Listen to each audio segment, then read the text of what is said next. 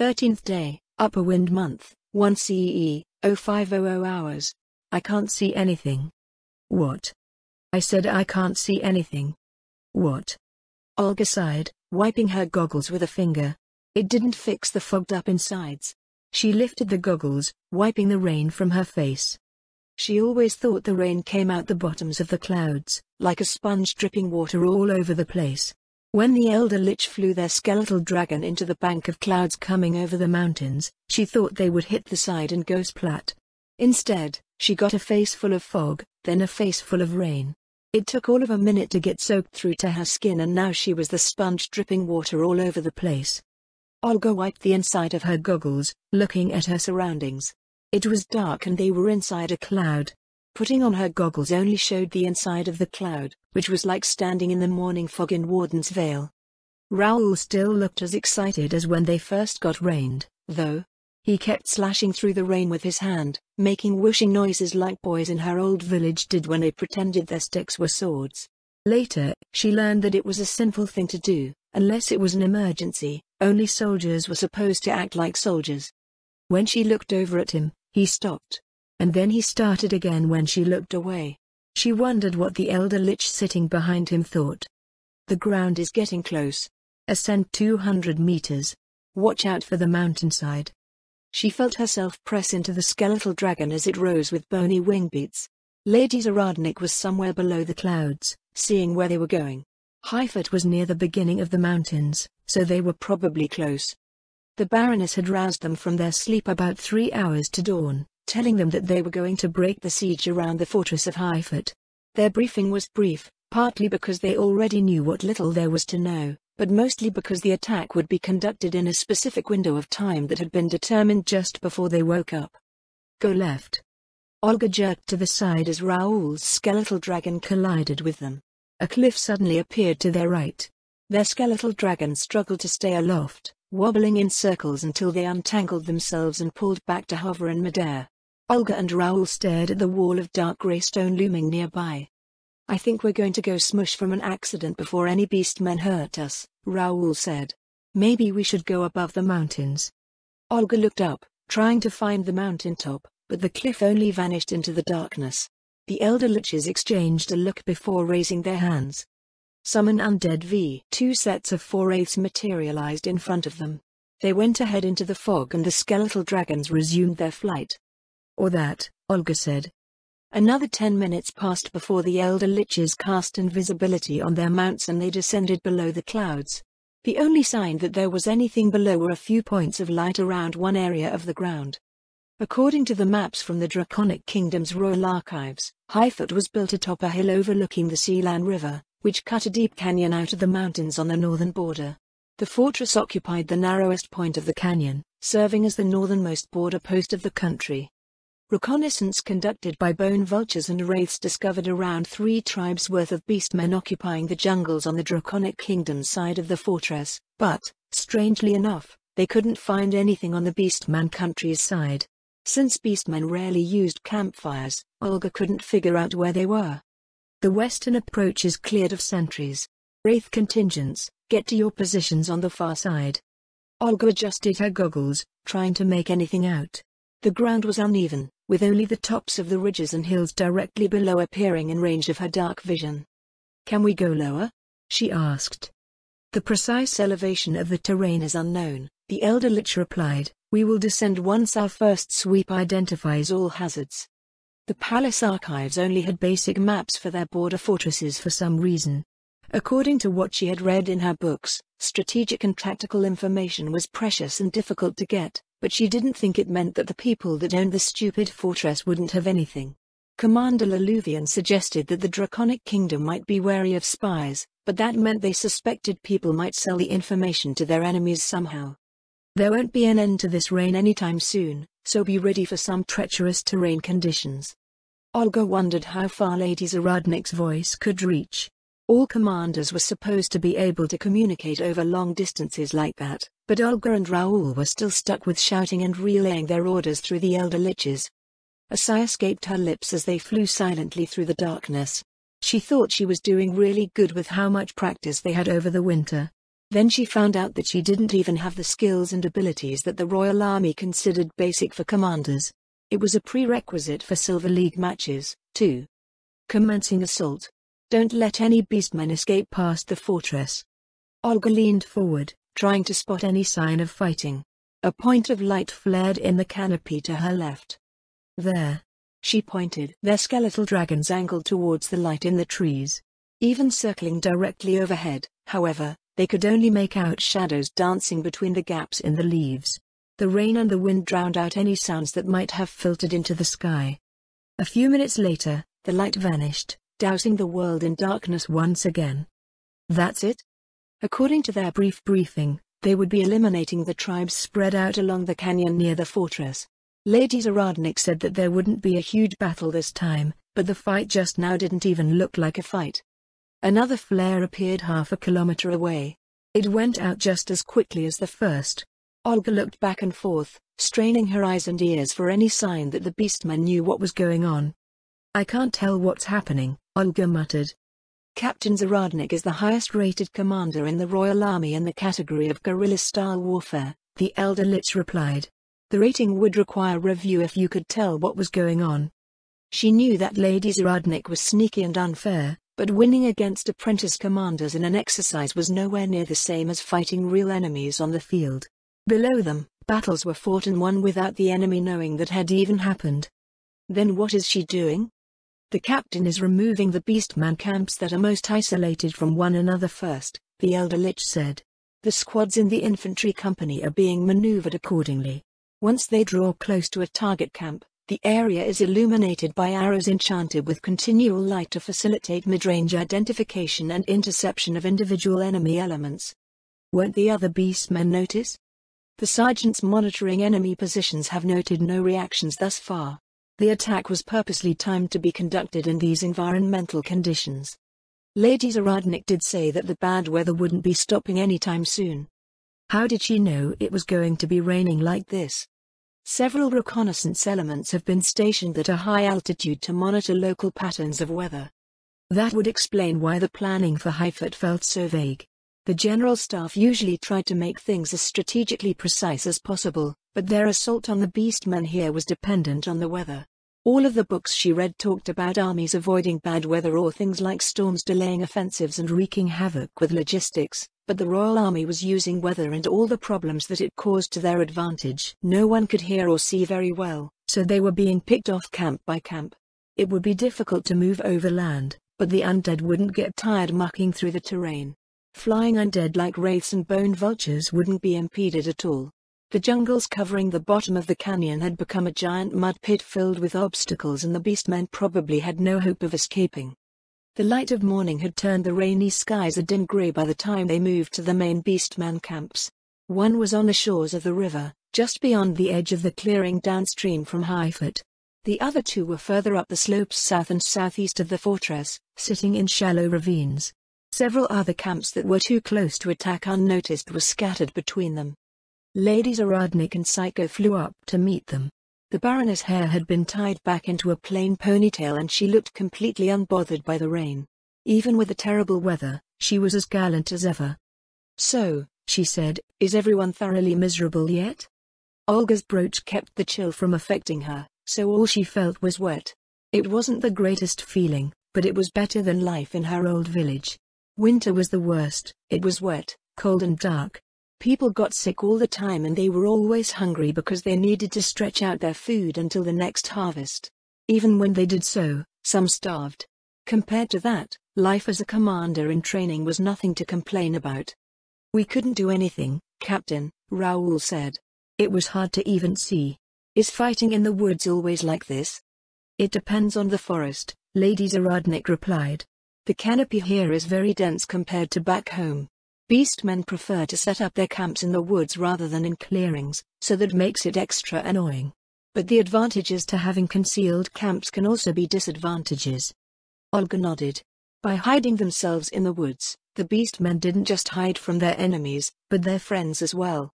Also, the Baroness added, "You need to get stronger if you want to be able to keep track of what strong things are doing. I'd say that one needs to be around Gold League to begin following a Death Series servitor's movements properly."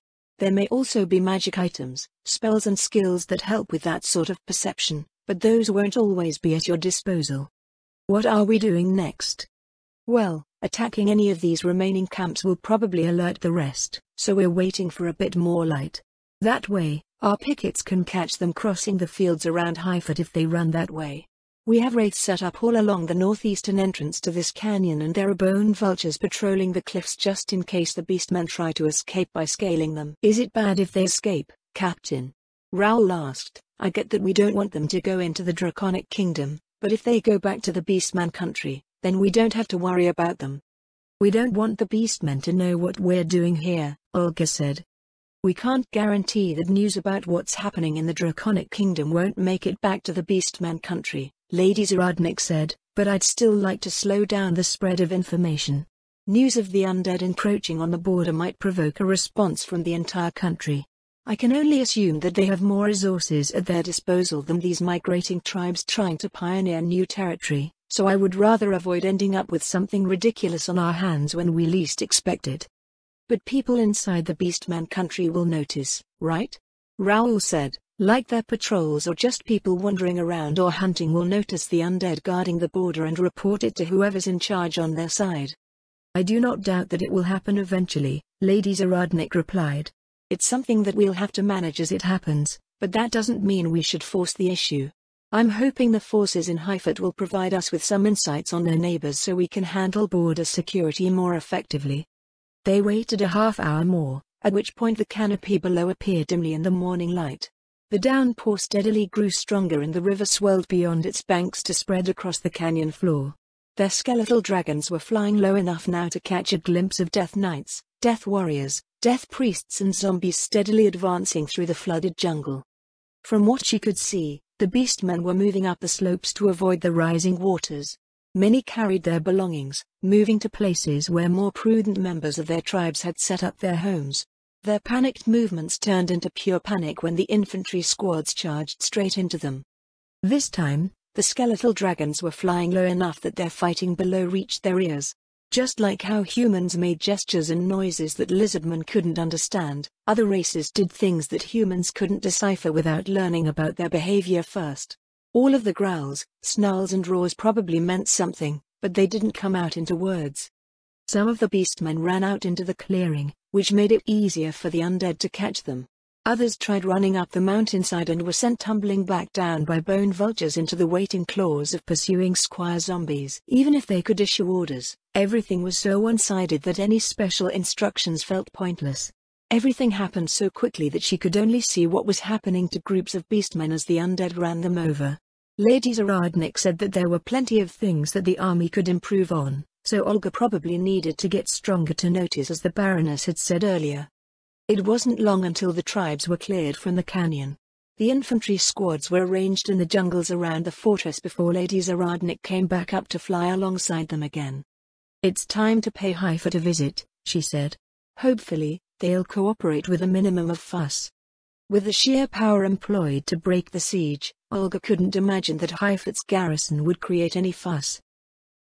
13th day, Upper Wind Month, 1 CE, 0800 hours. General.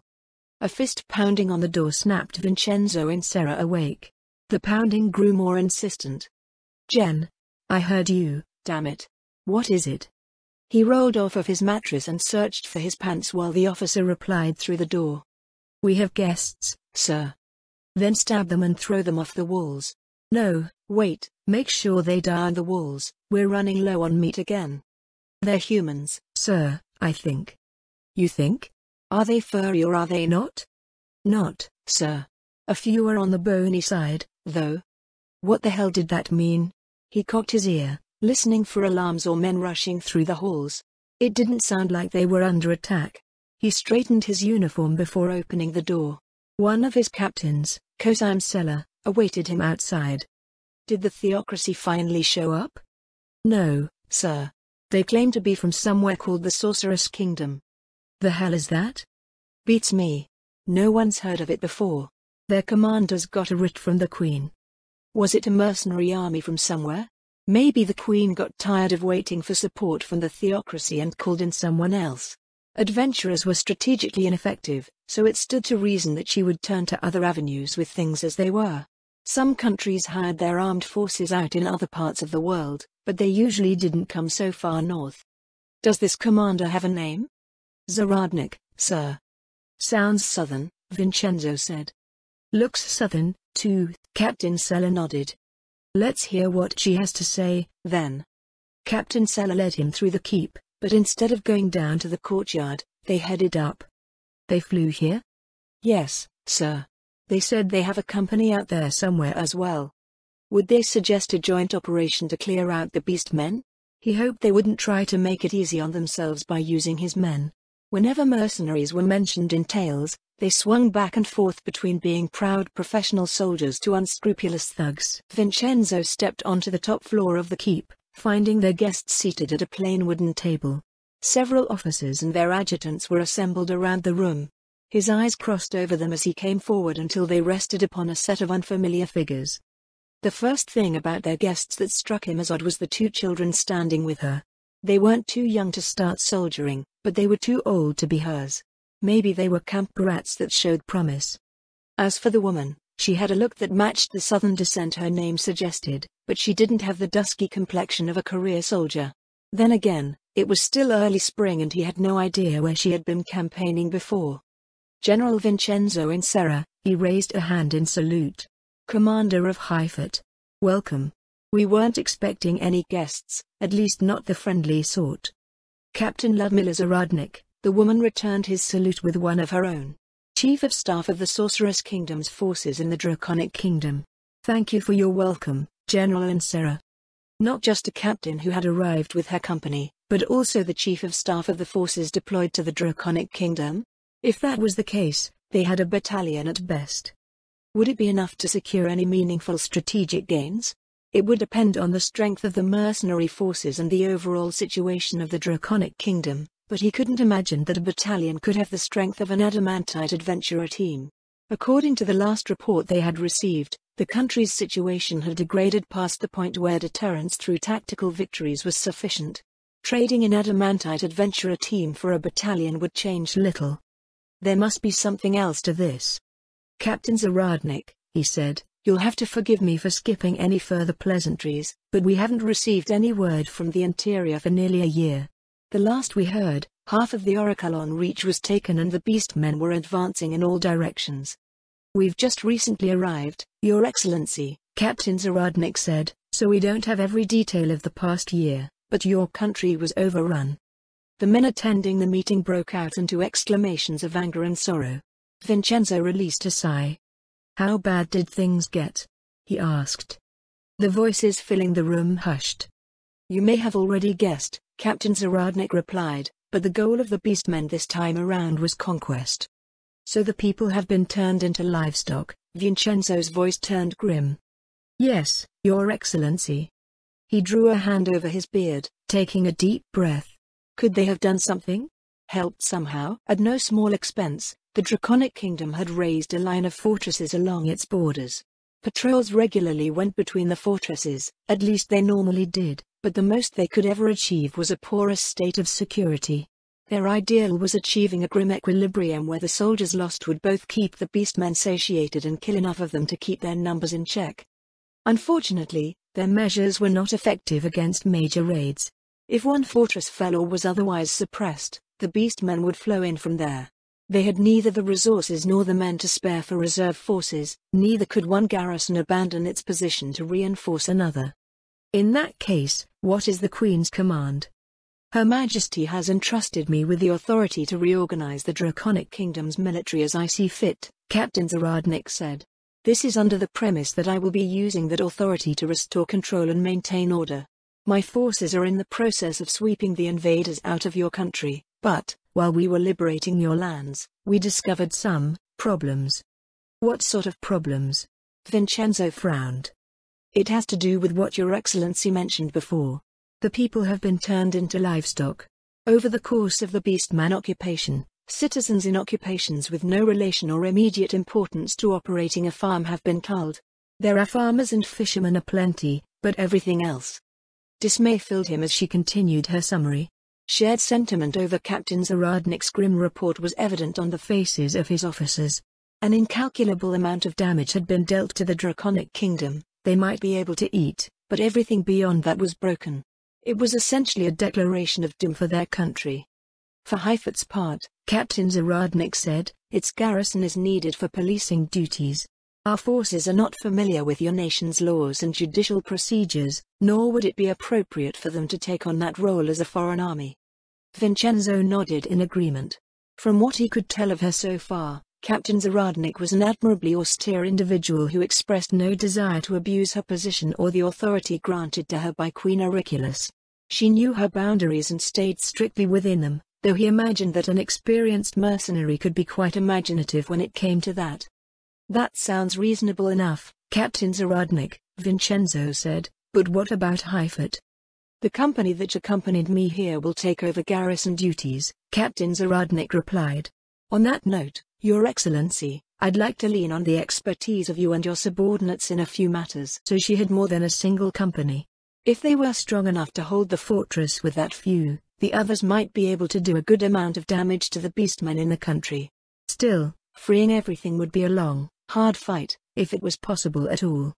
If it's something I can answer, he said, I'd be more than happy to help. First and foremost, Captain Zaradnik said, is the behavior and culture of the local beastmen. We've discovered much about them thus far, but many societal aspects remain a mystery. The divided nature of their society is one of them, or perhaps it should be considered regimented. Each clan and tribe appears to occupy a place in what appears to be a caste system. That's something we discovered over the past year, Vincenzo replied. There are weak ones and there are strong ones. Most of them are weak. If Your Excellency is categorizing them in that manner, one would wonder why the Draconic Kingdom had any problems in the first place. He exchanged looks with a few of the other officers. What he was going to say would probably be considered crazy by normal people. Those problems are very much the normal state of affairs, Captain Zaradnik, Vincenzo said. It's probably the garrison stationed here that's gotten strange. Strange? Yeah. Before everything happened, we were just like any other garrison.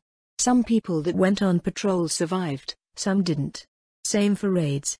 Most men assigned to the border don't live for long, but we still come, hoping to do our part.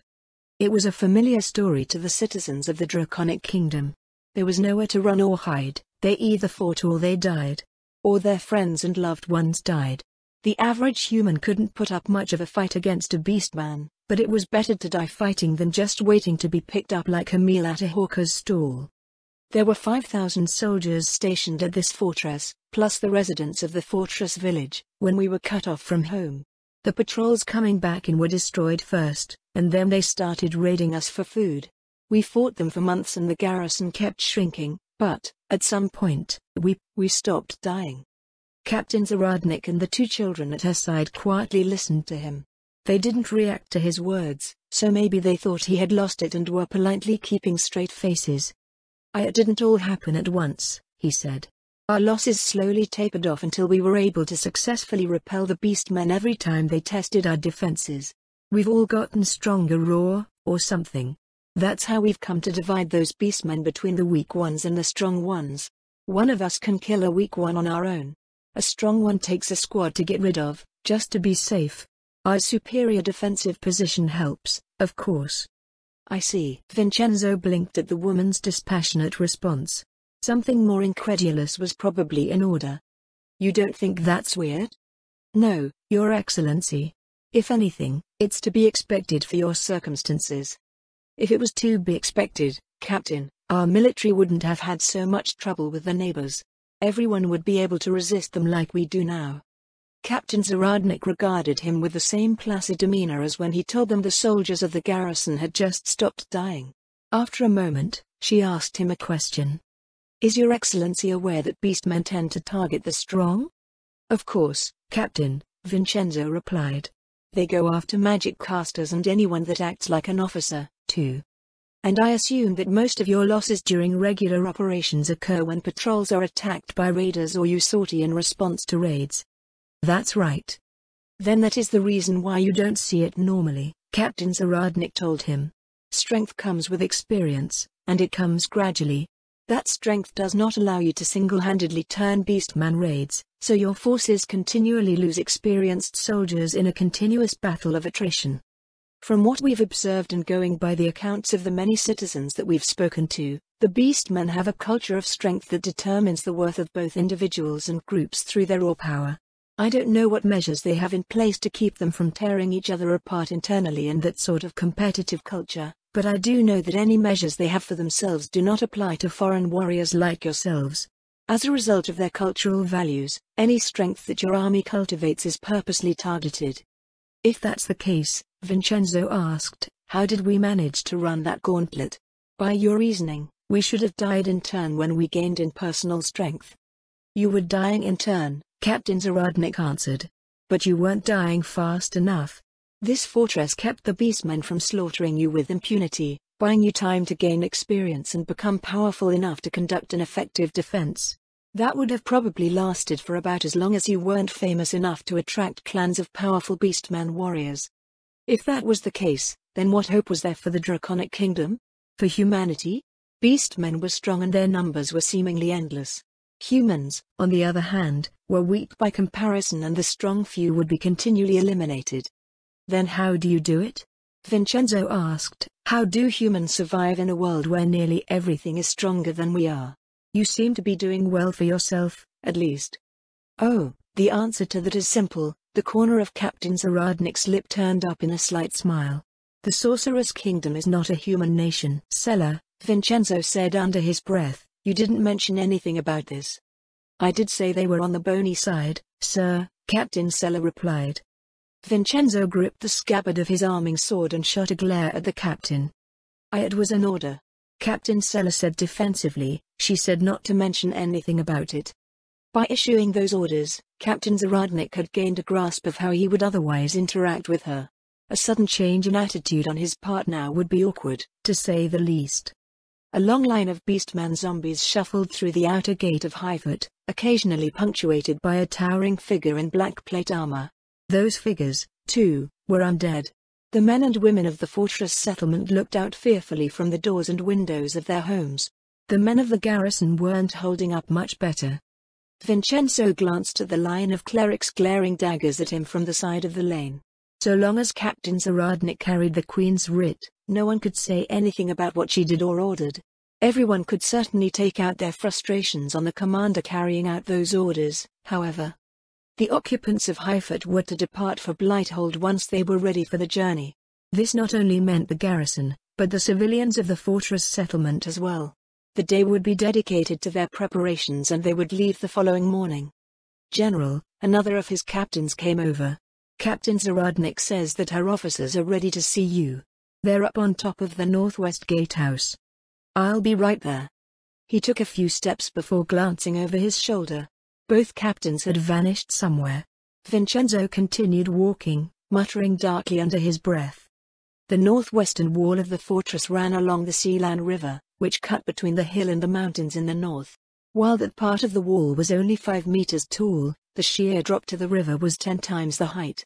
A small gatehouse guarded the fortress' only northern approach, a bridge that stretched across the chasm, leading to a narrow road that ran along the cliff and eventually led to Blighthold. Vincenzo froze as he finished his ascent to the top of the gatehouse. 13 figures, robed and cowled, stood before Captain Zaradnik. Within the shadows of each dark cowl was a bare skull. Crimson points of light blazed from within empty eye sockets. His gaze went away from the fearsome undead, eventually meeting with those of the 2 children who accompanied the captain. The sole purpose of these children must be to shame grown men into tolerating the undead. They never said anything or otherwise seemed to contribute, so it was the only thing he could think of. General and Sarah, Captain Zaradnik said. May I introduce you to the sergeants of the company assigned to Highfoot? She gestured to a line composed of 10 of the undead, who offered a uniform salute. Vincenzo distracted himself from his fear by returning the salute and forcing himself to analyze their adornment. They were clearly magic casters and, aside from skeleton mages, there was only one other type of undead caster that he knew of. These are elder liches? Yes, Your Excellency. Lords of the Labyrinth are now sergeants. Did the world become so ridiculous while we were holed up inside Highfoot? Aside from the Dead March, where things occasionally crept down from the Katsa Plains, the undead were extraordinarily rare in the Draconic Kingdom. The only other place where one might find them was far in the south, where many ships had been dashed against the jagged coasts over the ages. Since they are assuming garrison duties here, Captain Zaradnik said, the sergeants would like to learn as much as possible about Haifat, the surrounding terrain and any quirks to the place that you might know of. Information about the Beastman tribes across the border would also be greatly appreciated. Do you plan on taking the fight to the Beastmen? Vincenzo asked. If the tales were to be believed, a half-dozen elder liches could destroy a city. The entire company that had come to Haifat might be able to level the entire Beastman country. No, Your Excellency, Captain Zaradnik answered. These forces are for defensive purposes only. Our current agreement with the Draconic Kingdom only includes the liberation of its de jure territory and various forms of aid meant for its economic recovery and border security. So you're really not just a mercenary company. I've been associated with mercenaries and soldiers on occasion, but I feel that it happens more frequently in the Draconic Kingdom. May I ask what led Your Excellency to this belief? She was unaware of her ancestry. The girl with her boar features similarly marking her as someone from the south, but the boy had a northern look. It wasn't uncommon for people to end up in all sorts of places, but it felt like Captain Zaradnik had the bearing of a distinguished lineage. It's just a bit of trivia that's common knowledge, I guess, Vincenzo said. Men and women with names and features similar to yours and the girls usually come from a place south of the theocracy. It's not any particular country, it's more like those people are spread throughout the south and are well known as soldiers and mercenaries. I thought you came at the head of a mercenary army from the south because of that. I didn't think that the reputation was so pervasive, Captain Zaradnik said. My mother came from the south, as did my great-grandfather on my father's side. At one point, most of the families in my home village came from the south. I don't know much about it, though, just the language and the stories that my parents passed down to me. There are also the fighting styles that came down through both sides of my family, but most of my acquaintances aren't very interested in combat schools. I'd have killed for a weapon master this past year, Vincenzo sighed.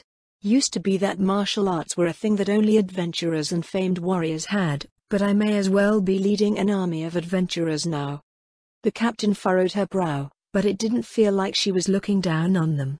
You've been fighting conventionally this entire time? We had a few soldiers that knew thrust early on and they passed that down. All we did was use that, but it's pretty damn effective when you have an army of spearmen. It's a foundational strike art of the Imperial Army as well, so I believe you're at least on the right track. I'm uncertain what schools of combat the Draconic Kingdom's army uses, but, with some luck, we might find more forces holed up like yours. They may have trainers or at least veterans that are more well-versed in your style of fighting. I wouldn't exactly call it a style or a school of combat, Vincenzo scratched his cheek. Our training is more focused on continually mass training soldiers to keep up with our seasonal losses. Our budget is limited, too, so it can't be anything too fancy.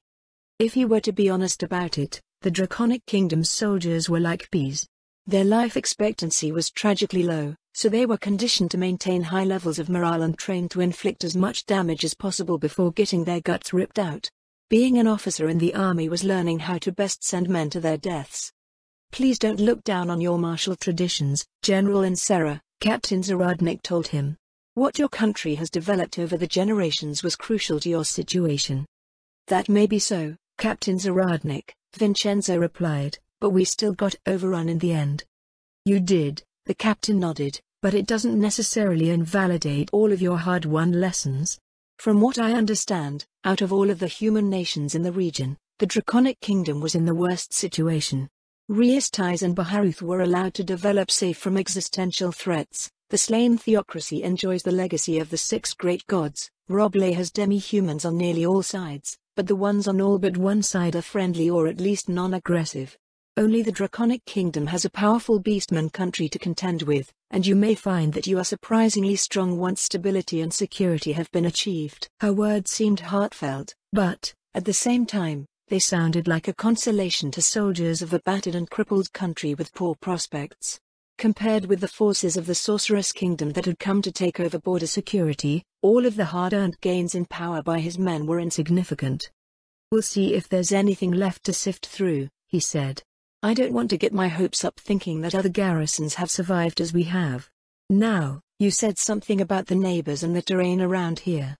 Yes, Your Excellency, Captain Zaradnik said. I can see that the vegetation has been cleared at this bottleneck in the canyon, but I can't imagine that it's the only place where beastmen might be able to cross. You're right, Vincenzo replied. Mountains run all along the border, but there are passes that beastmen come through on their raids. The border forts only guard major approaches and our patrols attempt to cover the rest. Do you have posts over each of the passes? The captain asked. We don't, he shook his head. Our patrols stick to the roads along the border. What are these patrols composed of? We use full companies, Vincenzo replied. A long time ago, it used to be squads, but entire squads would disappear when beastmen hit them. With more men, we can at least kill a few beastmen and satiate the rest. You speak of losses so casually that I wonder how many you lose each season. Between soldiers and civilians from raids that slip through, around 60,000. We try to see the bright side of things when it comes to that. Such as? The population stays pretty stable, Vincenzo said. There's work for everyone. Spares build up between raids, but they empty out with every attack. If this was Riastais or the Empire, Captain Zaradnik said, I'm sure everyone would be screaming about how horrible life is since they keep getting raided. Now that I think about it, the quality of life must be fairly decent here. Barring the whole getting eaten part, I don't think the people have much to complain about. It's good land ruled by a good queen. Vincenzo turned to look out over the fortress interior, watching his people loading wagons with their belongings. Captain Zaradnik didn't react to his words in the same way as other foreigners would. Travelers and merchants from other parts kept their distance, expressing their horror and sympathy over the Draconic Kingdom's circumstances. Some offered their prayers, maybe even a bit of charity. To others, it might merely have been an interesting story to share abroad. Those who came to fight fought for their own reasons. Adventurers and workers saw raids as an opportunity to obtain wealth. The theocracy came partially because the Draconic Kingdom was an unofficial tributary and partially because major raids were a golden opportunity to exterminate thousands of demi-humans at once. Sometimes, he wondered if they saw it as a convenient military exercise as well, one that they were paid to conduct. Followers of the Six held the theocracy as a shining example for all humanity, and their priesthood constantly preached about cultivating strength so that the Draconic Kingdom could be just as strong as them. Those who saw their armies and elite forces in action, however, knew that it was an impossible dream. Maybe it isn't as impossible as people think. Captain Zaradnik. Yes, Your Excellency? Is it possible to replicate the results we've achieved here? We've got hundreds of men who can hold their own against beastman raids. More than hold their own, they can win. It's not impossible, the captain replied, but the cost may raise more than a few eyebrows. Vincenzo grimaced at the memories of their long siege. Out of the 5,000 soldiers of the garrison, less than 600 had survived. And that was with the benefit of a defensive position. Still, the Draconic Kingdom lost tens of thousands of soldiers every season. If they could somehow build up their strength over time. I think it's at least worth bringing to the attention of the Grand Marshal, he said. Ah, about that, your Grand Marshal is dead. As far as I know, you are the highest-ranking officer in the Draconic Kingdom's army. On that note, you are not formally a general, are you? He turned his attention back to the captain. Did one of the others tell you about that? No. I've just been in the presence of thousands of officers from different places. Generals, commanders, captains and sergeants, lords of different races, as well. They all have a distinct feel to them. How they carry themselves, how people react around them, their capabilities. Many countries and organizations simply throw rank around as if it is synonymous with one's role, but reality is not so simply denied. I see, Vincenzo sighed. I've been trying to fill the late general's shoes, but I guess it isn't so easy. The garrison needed a chief of staff and I guess I was the sucker that took the job. Or maybe the others dumped it on me. I understand, Your Excellency, Captain Zaradnik smirked. I will not challenge your authority, but a certain sucker will be having an audience with Her Majesty. The Queen? Vincenzo looked across the canyon, eyes following the road. Here? Now? Once we finish briefing this company, we'll be flying back to Blighthold. From there, you'll board a ship to the capital. In that case, we shouldn't keep Her Majesty waiting. One moment while I get some officers to answer the rest of your questions. It took him a half-hour of chasing people around before he returned to the Northwest Gatehouse. All of them did their damnedest to avoid him by being as busy as humanly possible. To his surprise, only Captain Zaradnik and the two kids remained when they got back to her. His officers visibly relaxed when they realized that they wouldn't be interrogated by one of the undead. 3 hours passed before Captain Zaradnik appeared satisfied with the information disclosed to her, and Vincenzo's officers went back to their preparations. With transports all along the Sealand River destroyed or disabled by the Beastmen, it would be a 2-day journey by road to Blighthold. That went more smoothly than expected, Vincenzo said. I thought those sergeants of yours would be with you. They are, Your Excellency, Captain Zaradnik answered. I beg your pardon? 13 elder liches abruptly came into existence along the gatehouse's parapet. Since your men still seem hesitant to interact with the undead, the captain said, I had them maintain invisibility and simply take notes while I asked all of the questions they wished to ask. 10 of the elder liches saluted before rising off the stone and flying away. Captain Zaradnik gestured toward the fortress keep. Please prepare what baggage you need for the trip to the capital, General Insera, she said. The rest of your belongings can be transported by road. Also, select one of your captains to accompany us. Will they be coming to the capital as well? No, Captain Zaradnik replied. Blighthold's public order is currently being maintained by the Balak family, and they'll be handing over their policing responsibilities to your men. The officer you select will be using the 2 days it takes for the garrison to travel to the city and prepare for the transition. Vincenzo headed back down the wall and through the fortress. He should have been happy that the siege of Haifat had been broken and things were moving forward again. The task ahead of them seemed infinitely more daunting, however, and he was apparently the one in charge of the army now. He crossed Captain Sella on the way back to his quarters, stopping him with a hand on his pauldron. Sella, you're coming with me. What? They're flying me to Blighthold so I can take a boat to the capital. Blighthold needs an officer to take command of the province's security. The man blinked twice slowly. His cheek twitched. How are you flying, exactly? He asked. She didn't say. Do you know something? Maybe you should pick another captain, sir. Tell me, damn it. Captain Sella turned to flee down the hallway. Vincenzo grabbed him by the bracer. I'll walk, sir, the captain said. I hear Gisela always wanted to fly. You're coming with me, Sella. Why, you didn't see what they came in with? I told you to tell me. Dragons. Vincenzo froze. D-dragons? Big ol' undead dragons. I swear our balls are gonna turn black and rot off if we ride those things. That's not true, probably. The captain and those kids flew in on 'em, didn't they? I saw the kids on 'em, but, nope. Get Giselo for this. Giselo's not cut out for organizing the militia, Vincenzo told him. You're coming with me and that's final. He returned to the commander's quarters and gathered what he thought he'd need.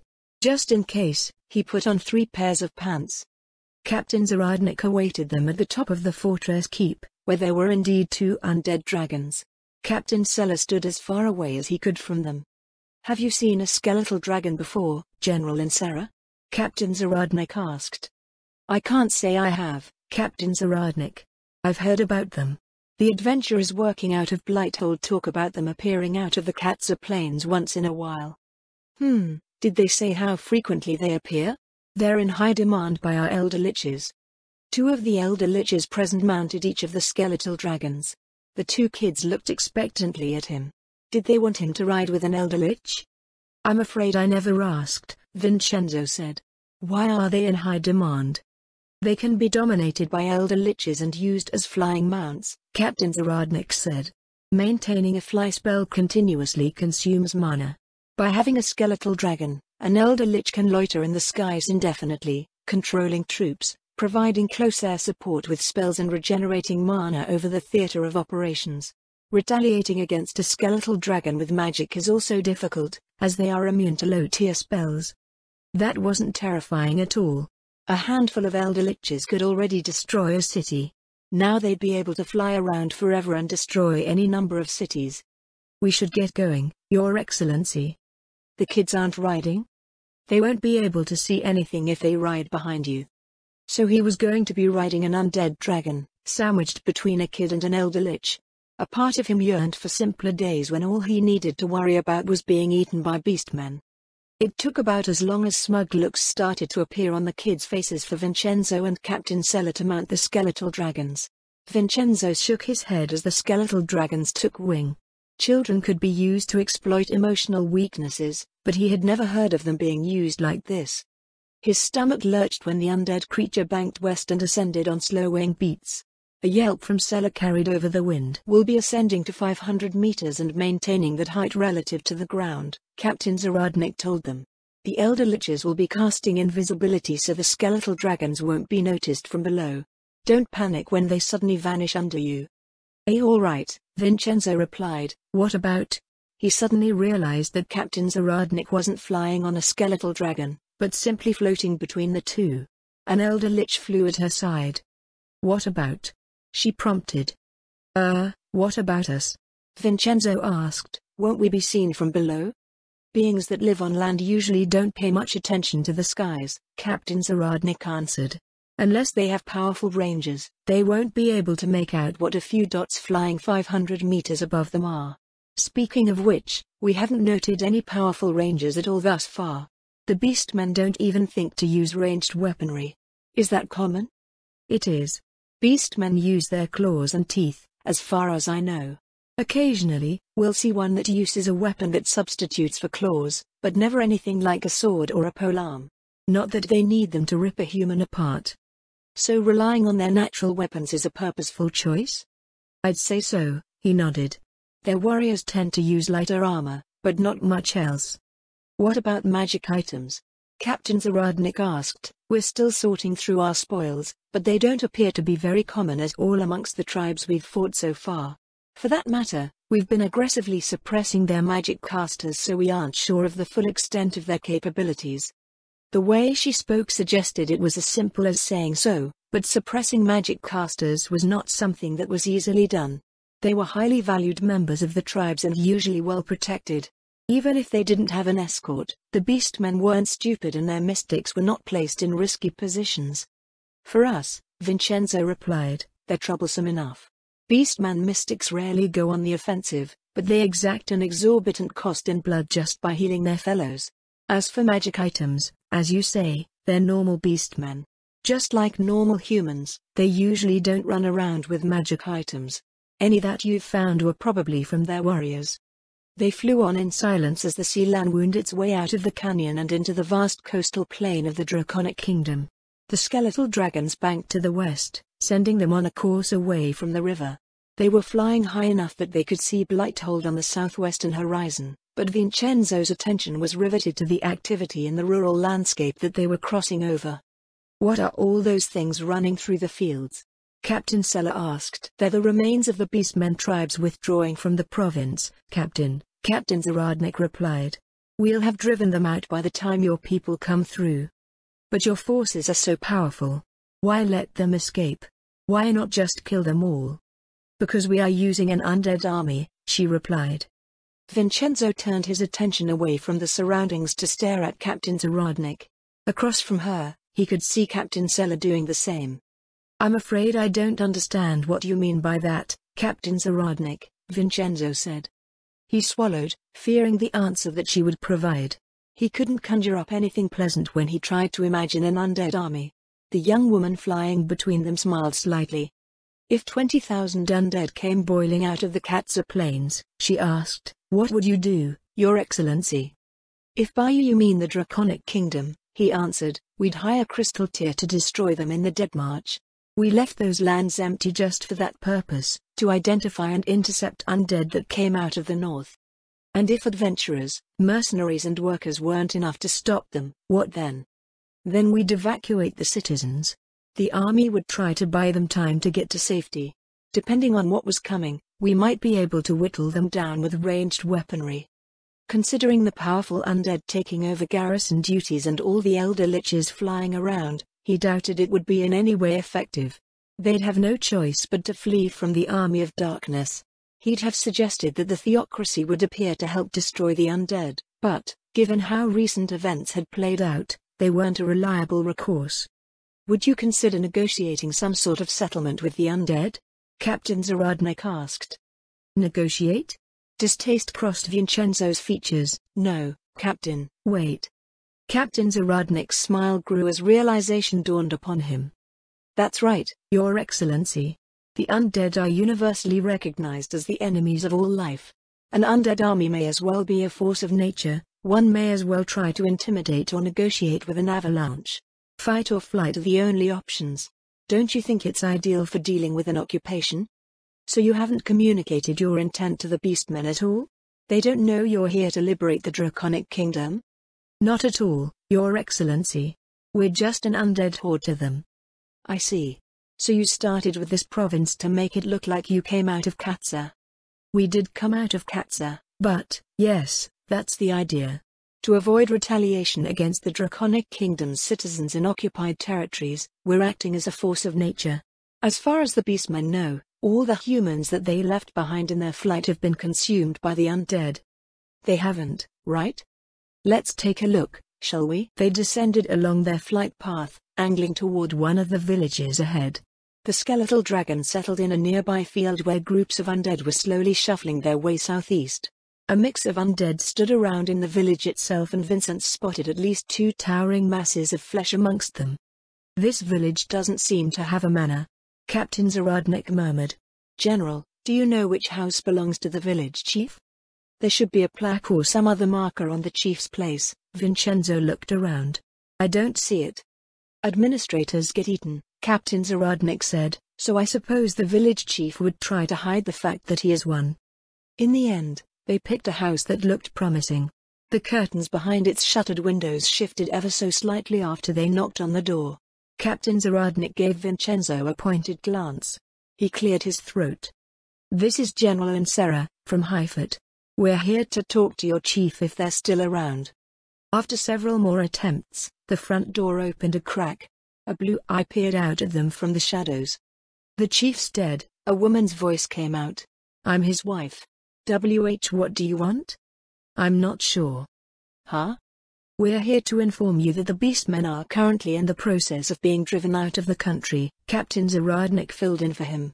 Once the undead leave your village, you'll be safe to return to your regular lives. By the same token, please let your people know not to go past the undead if they encounter them. If they are around, beastmen may still be in the vicinity.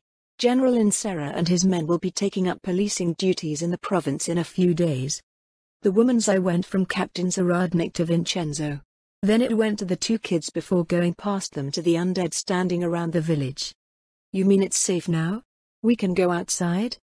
Once the undead leave, Captain Zaradnik replied. The general here just wanted to make sure everyone was all right. We're all right, the woman replied. At least those of us that weren't eaten. But, we don't have enough food. We couldn't work properly last year, so the harvest. Vincenzo bit his lip. There was nothing a soldier could do about that. Would they survive an invasion just to perish from famine? Her Majesty has arranged for food and supplies to be delivered to Blighthold, Captain Zaradnik said. Once it's safe to come out, you can send wagons to the city to procure provisions. The crack in the door widened, revealing the woman's face. Tears gathered in her eyes and trickled down her cheeks. Captain Seller sniffled behind his left shoulder. Oh, bless Her Majesty, she said, bless her pure little heart. Thank you for letting us know, we'll go and do that right away. After the undead leave, Captain Zaradnik said. You didn't go through all this just to get eaten. Of course, my lady. Vincenzo frowned, examining Captain Zaradnik from the side. Now that the villager had mentioned it, she did have the telltale beauty of a noble. They returned to the field outside the village, mounting the skeletal dragons and continuing their flight to Blighthold. Captain Zaradnik, he asked after their ascent leveled out, are you a noble? I am. He abruptly lowered his head, drawing a surprised noise from the girl sitting in front of him. Forgive me for our conduct, my lady. We've been rude. Lady Zaradnik regarded him with a curious expression. I don't feel that you've been overly rude, nor do I expect you to speak formally at all times, Your Excellency. Vincenzo flinched at her Your Excellency. She seemed to be the type that let people dig their own graves. Had she switched to tormenting him now? What would she say to the queen? I lied to you about being a general. He kept his head down. I'm just an up-jumped captain. Yes, you explained your circumstances to me. But what does that have to do with my being a noble? Ah, I'm dead. She's gonna dump me off this damn dragon the second she's done having her fun with me. Because only nobles can be generals, my lady. Commoners can't even be commanders. It's not our place. Oh, I wasn't aware of that. At least execute me in some humane way. I don't want to watch the ground coming up at me like that. I beg your pardon? He stole a glance at the noblewoman. Her expression was as placid as it usually was. He couldn't tell what she was thinking. It's death to impersonate a noble. Vincenzo's voice trailed off limply. Out of curiosity, Lady Zaradnik said, why did the other officers choose you to take command of Highfoot? Because I sounded the most noble-like. I see, Lady Zaradnik said. Well, I'm not entirely familiar with your country's laws, but this sort of thing lies beyond the scope of the authority entrusted to me by Queen Auriculaus. If you insist on being executed for your transgressions, you'll have to make that request to Her Majesty in person.